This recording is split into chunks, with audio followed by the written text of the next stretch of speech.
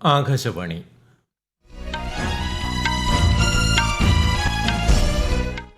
നമസ്കാരം. വാർത്തകൾ വായിക്കുന്നത് ഉദയൻ കിളിയന്നൂർ.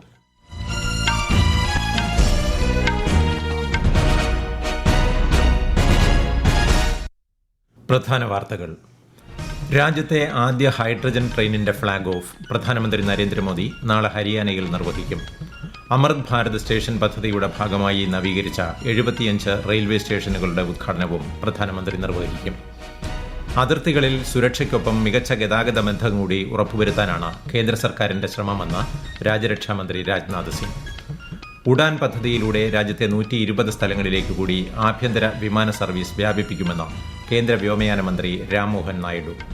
ഒഡീഷയിലെ പ്രശസ്തമായ പുരി ജഗന്നാഥ ക്ഷേത്രത്തിലെ രഥയാത്രയ്ക്ക് ഇന്ന് തുടക്കമായി. ബംഗാൾ ഉൾക്കടലിൽ റോഹിംഗ്യൻ അഭയാർത്ഥികൾ സഞ്ചരിച്ചിരുന്ന ബോട്ടുകൾ മറിഞ്ഞ് 500-ലേറെ മരണം. ജപ്പാൻ ഓപ്പൺ ബാഡ്മിന്റൺ ക്വാർട്ടർ ഫൈനലിൽ പ്രവേശിച്ച് ഇന്ത്യയുടെ PV സിന്ധു. വാർത്തകൾ വിശദമായി. പ്രധാനമന്ത്രി നരേന്ദ്രമോദി ഇന്ത്യയിലെ ആദ്യത്തെ ഹൈഡ്രജൻ ട്രെയിൻ നാളെ ഹരിയാനയിലെ ജിന്ദ് റെയിൽവേ സ്റ്റേഷനിൽ ഫ്ളാഗ് ഓഫ് ചെയ്യും. തദ്ദേശീയ സാങ്കേതിക വിദ്യ ഉപയോഗിച്ച് ഇന്ത്യയിൽ തന്നെ പൂർണ്ണമായും രൂപകൽപ്പന ചെയ്ത ട്രെയിനാണിത്. ഇതോടെ ജർമ്മനി, ജപ്പാൻ, ചൈന, അമേരിക്ക എന്നിവയ്ക്ക് പുറമെ ഹൈഡ്രജൻ ട്രെയിൻ സാങ്കേതിക വിദ്യയുള്ള രാജ്യങ്ങളുടെ പട്ടികയിൽ ഇന്ത്യയും ഇടം പിടിക്കും. ഹൈഡ്രജൻ ഇന്ധനത്തെ വൈദ്യുതിയായി പരിവർത്തനം ചെയ്യുന്ന ഈ പ്രക്രിയ കാർബൺ പുറന്തള്ളൽ തീർത്തും ഒഴിവാക്കും. 12,470 കോടി രൂപയുടെ ദേശീയപാത പദ്ധതികൾക്കും പ്രധാനമന്ത്രി നാളെ ഹരിയാനയിൽ തുടക്കം കുറിക്കും. കുരുക്ഷേത്രയിലെ elevated railway track, Bhiwani, Narnaul medical കോളേജുകൾ എന്നിവ ഇതിൽ ഉൾപ്പെടുന്നു. ചണ്ഡിഗഡിൽ 4,700 കോടി രൂപയുടെയും ജലന്ധറിൽ 5,470 കോടി രൂപയുടെയും വികസന പദ്ധതികൾക്കും പ്രധാനമന്ത്രി നാളെ തുടക്കം കുറിക്കും. കേരളമടക്കം 20 സംസ്ഥാനങ്ങളിൽ അമൃത് ഭാരത് സ്റ്റേഷൻ പദ്ധതിയുടെ ഭാഗമായി നവീകരിച്ച 75 റെയിൽവേ സ്റ്റേഷനുകളുടെ ഉദ്ഘാടനവും പ്രധാനമന്ത്രി ഓൺലൈനായി നിർവഹിക്കും. അങ്കമാലി, ചാലക്കുടി, തലശ്ശേരി, തിരൂർ, പരപ്പനങ്ങാടി, നിലമ്പൂർ സ്റ്റേഷനുകൾ ഇതിൽ ഉൾപ്പെടുന്നു. അതിർത്തികളിൽ സുരക്ഷയ്ക്ക് പുറമെ മികച്ച ഗതാഗത ബന്ധവും ഉറപ്പുവരുത്താനാണ് സർക്കാരിന്റെ ശ്രമമെന്ന് രാജ്യരക്ഷാമന്ത്രി രാജ്നാഥ് സിംഗ്. വികസനവും ദേശീയ സുരക്ഷയും ഒരേ പാതയിലൂടെയാണ് മുന്നേറുന്നതെന്നും ന്യൂഡൽഹിയിൽ നടന്ന ബോർഡർ റോഡ് ഓർഗനൈസേഷൻ ടെക് സിംബോസിയത്തെ അഭിസംബോധന ചെയ്തുകൊണ്ട് അദ്ദേഹം പറഞ്ഞു. ആധുനിക അടിസ്ഥാന സൗകര്യങ്ങൾ വികസിത സംസ്കാരത്തിന്റെ മുഖമുദ്രയാണെന്നും കേന്ദ്രമന്ത്രി വ്യക്തമാക്കി. ആഗോള ഭൗമ രാഷ്ട്രീയ സംഘർഷങ്ങൾക്കിടയിൽ ഉയർന്നുവരുന്ന സുരക്ഷാ വെല്ലുവിളികളെ നേരിടാൻ കൂടുതൽ പ്രാദേശിക സഹകരണം ആവശ്യമാണെന്ന് ദേശീയ സുരക്ഷാ ഉപദേഷ്ടാവ് അജിത് ഡോവൽ. ബിംസ്റ്റെക് അംഗരാജ്യങ്ങൾ ഇതിനായി ഒരുമിച്ച് പ്രവർത്തിക്കണമെന്നും അദ്ദേഹം ആവശ്യപ്പെട്ടു. ന്യൂഡൽഹിയിൽ നടന്ന ബിംസ്റ്റെക് ദേശീയ സുരക്ഷാ മേധാവികളുടെ 5ാമത് യോഗത്തിൽ സംസാരിക്കുകയായിരുന്നു അദ്ദേഹം.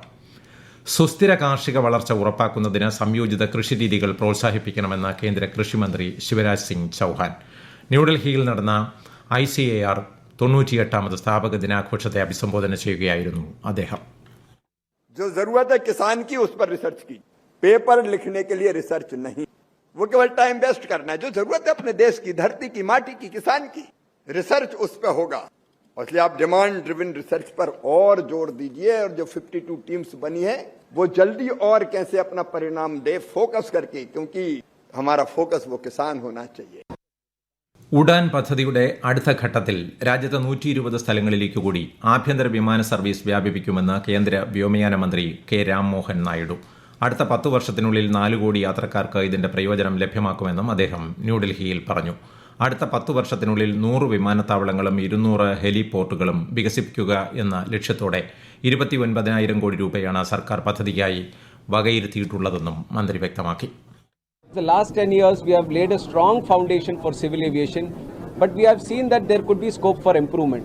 That is where we have brought in some changes, and the government of India has given an outlay of 29,000 crores for the next 10 years for this, which is quite huge, and we feel that the whole civil aviation industry and the people can take benefit of this and create a strong ecosystem of civil aviation across each and every part of the country. ജനജീവിതത്തിൽ അർത്ഥവത്തായ മാറ്റം വരുത്തുന്നതാകണം സാങ്കേതിക വിദ്യകളും കണ്ടുപിടുത്തങ്ങളുമെന്ന് governor Rajendra Vishwanath Arlekar.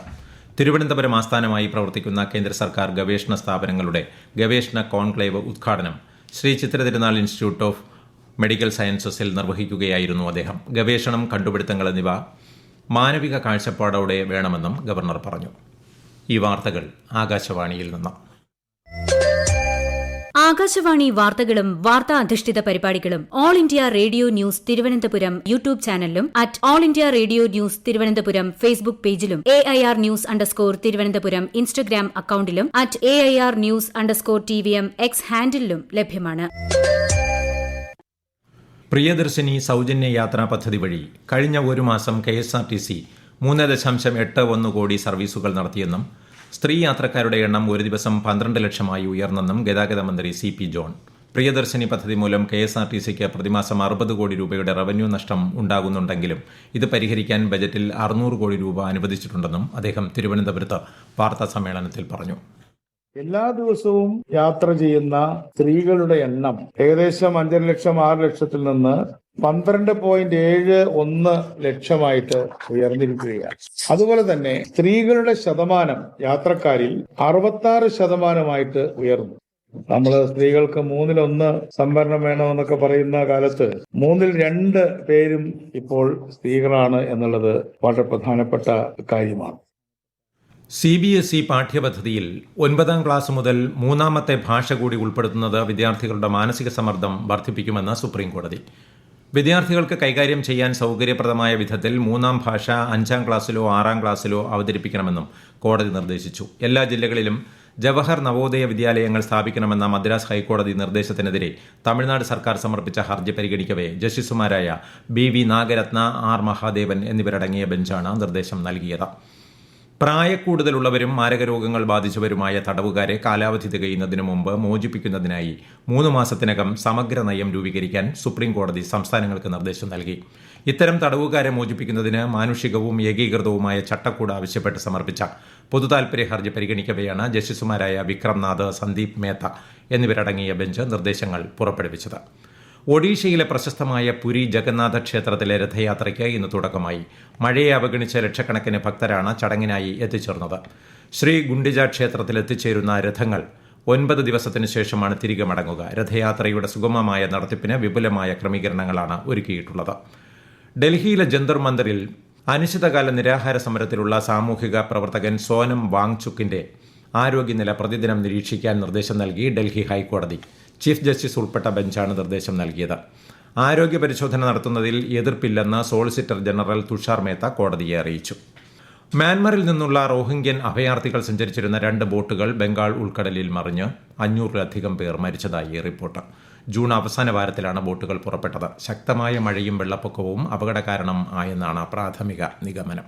Myanmar സുരക്ഷാ സേനയുടെ ആക്രമണങ്ങളെ തുടർന്ന് പലായനം ചെയ്ത 12 ലക്ഷത്തോളം റോഹിംഗ്യകളാണ് ബംഗ്ലാദേശിലെ അഭയാർത്ഥി ക്യാമ്പുകളിലുള്ളത്.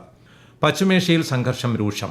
ഇറാന്റെ വടക്കൻ മേഖലകളിലേക്കും ടെഹ്റാന് സമീപമുള്ള പ്രദേശങ്ങളിലേക്കും US ആക്രമണം വ്യാപിപ്പിച്ചു. നാവിക ഉപരോധം ലംഘിക്കാൻ ശ്രമിച്ചെന്നാരോപിച്ച് ഒരു കപ്പലിന് നേരെയും അമേരിക്കൻ സൈന്യം വെടിയുതിർത്തു. ഇതിന് തിരിച്ചടിയായി മേഖലയിലെ US സഖ്യകക്ഷികളെ ലക്ഷ്യമിട്ട് ഇറാൻ മിസൈൽ, ഡ്രോൺ ആക്രമണങ്ങൾ നടത്തി. വരും ദിവസങ്ങളിൽ ആക്രമണങ്ങൾ കൂടുതൽ ശക്തമാക്കുമെന്നും ഇറാൻ മുന്നറിയിപ്പ് നൽകി. കഴിഞ്ഞ ദിവസങ്ങളിലായി US ആക്രമണങ്ങളിൽ ഇറാനിൽ 35-ലധികം പേരാണ് കൊല്ലപ്പെട്ടത്.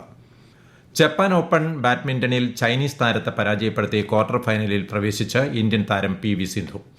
ജപ്പാന്റെ നൊസോമി ഒക്കുഹാരയെയാണ് നാളത്തെ മത്സരത്തിൽ സിന്ധുവിന്റെ എതിരാളി. വെയിൽസ് ഏകദിന ക്രിക്കറ്റിൽ ഇംഗ്ലണ്ടിനെതിരെ ഇന്ത്യയുടെ ബാറ്റിംഗ് പുരോഗമിക്കുന്നു. ഒടുവിൽ വിവരം ലഭിക്കുമ്പോൾ ഇന്ത്യ 27 ഓവറിൽ 3 വിക്കറ്റ് നഷ്ടത്തിൽ 149 റൺസ് എന്ന നിലയിലാണ്. ടോസ് നേടിയ ഇംഗ്ലണ്ട് ഫീൽഡിംഗ് തെരഞ്ഞെടുക്കുകയായിരുന്നു. 3 മത്സരങ്ങളടങ്ങിയ പരമ്പരയിലെ ആദ്യ മത്സരത്തിൽ ഇന്ത്യയ്ക്കായിരുന്നു ജയം. പ്രധാനമന്ത്രി നരേന്ദ്രമോദി ആകാശവാണിയിലൂടെ ജനങ്ങളുമായി ആശയങ്ങൾ പങ്കുവയ്ക്കുന്ന പ്രതിമാസ റേഡിയോ പ്രഭാഷണ പരിപാടി മൻ കി ബാത്തിന്റെ 136ാം പതിപ്പ് ഈ മാസം 26-ന്. പരിപാടിയിലേക്കുള്ള ആശയങ്ങളും നിർദ്ദേശങ്ങളും നമോ ആപ്പ്, മൈ GOV എന്നിവയിലൂടെയും 1800117800 എന്ന ടോൾ ഫ്രീ നമ്പറിലൂടെയും പങ്കുവയ്ക്കാം. പ്രധാന വാർത്തകൾ വീണ്ടും. രാജ്യത്തെ ആദ്യ ഹൈഡ്രജൻ ട്രെയിനിന്റെ ഫ്ളാഗ് ഓഫ് പ്രധാനമന്ത്രി നരേന്ദ്രമോദി നാളെ ഹരിയാനയിൽ നിർവഹിക്കും. അമൃത് ഭാരത് സ്റ്റേഷൻ പദ്ധതിയുടെ ഭാഗമായി നവീകരിച്ച 75 റെയിൽവേ സ്റ്റേഷനുകളുടെ ഉദ്ഘാടനവും പ്രധാനമന്ത്രി നിർവഹിക്കും. അതിർത്തികളിൽ സുരക്ഷയ്ക്കൊപ്പം മികച്ച ഗതാഗത ബന്ധം കൂടി ഉറപ്പുവരുത്താനാണ് കേന്ദ്ര സർക്കാരിന്റെ ശ്രമമെന്ന് രാജ്യരക്ഷാമന്ത്രി രാജ്നാഥ് സിംഗ്. ഉഡാൻ പദ്ധതിയിലൂടെ രാജ്യത്തെ 120 സ്ഥലങ്ങളിലേക്ക് കൂടി ആഭ്യന്തര വിമാന സർവീസ് വ്യാപിപ്പിക്കുമെന്ന് കേന്ദ്ര വ്യോമയാന മന്ത്രി രാംമോഹൻ നായിഡു. ഒഡീഷയിലെ പ്രശസ്തമായ പുരി ജഗന്നാഥ ക്ഷേത്രത്തിലെ രഥയാത്രയ്ക്ക് ഇന്ന് തുടക്കമായി. ബംഗാൾ ഉൾക്കടലിൽ റോഹിംഗ്യൻ അഭയാർത്ഥികൾ സഞ്ചരിച്ചിരുന്ന ബോട്ടുകൾ മറിഞ്ഞ് 500-ലേറെ മരണം. ജപ്പാൻ ഓപ്പൺ ബാഡ്മിന്റൺ ക്വാർട്ടർ ഫൈനലിൽ പ്രവേശിച്ച് ഇന്ത്യയുടെ PV സിന്ധു. വാർത്തകൾ കഴിഞ്ഞു. അടുത്ത വാർത്താ പ്രക്ഷേപണം രാത്രി 8:35.